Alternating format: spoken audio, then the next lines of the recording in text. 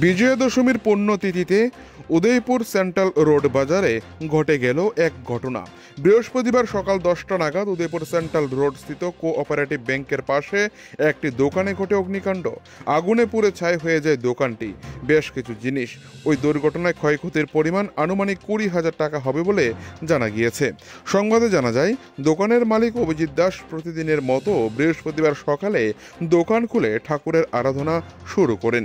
পূজা শেষে তিনি দোকানের ভিতরেই একটি জ্বলন্ত ধূপকাঠি রেখে বাইরে যান, কিন্তু অসতর্কতাবশত ধূপকাঠি থেকে দাহ্য বস্তুতে আগুন ছড়িয়ে পড়ে এবং মুহূর্তের মধ্যে দোকানের মধ্যে বেশ কিছু জিনিসের মধ্যে আগুন লাগে।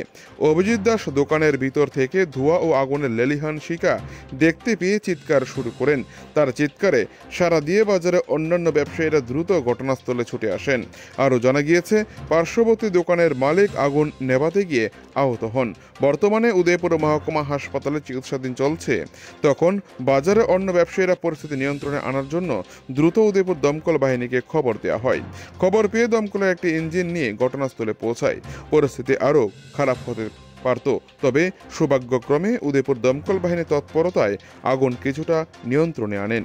উদয়পুর থেকে নিজস্ব প্রতিনিধির রিপোর্ট, টিভি 100 বাংলা। ঘটনা আমরা উদয়পুর ফায়ার সার্ভিসে একটা ফোন আসলো যে কন্ট্রোল রুমে এখানে উদয়পুর সেন্ট্রাল রোডে একটা দোকানে আগুন লাগছে। তো আমরা সঙ্গে সঙ্গে বুক করে আইসি, আইয়া দেখছি আগুন আমরা লুকাইছি, আগুন জলতাছিল। আমরা জেরক্সের দোকান আছে। কেমন ক্ষয়ক্ষতি হয়েছে? কেবল বলতে মেশিন টেশিন দিয়ে আপনার বেশি খুঁজছে না, আর মানে 8-10,000 টাকা আমার ক্ষয়ক্ষতি হয়েছে। কেউ ইনজোর্ড হয়েছে? হ্যাঁ, ইনজোর্ড হয়েছে কেউ? কেউ ইনজোর্ড হয়েছে না। ইনজোর্ড হয়েছে একজন ইনজোর্ড হয়েছে হয়তো বা, হ্যাঁ মানে ওই 26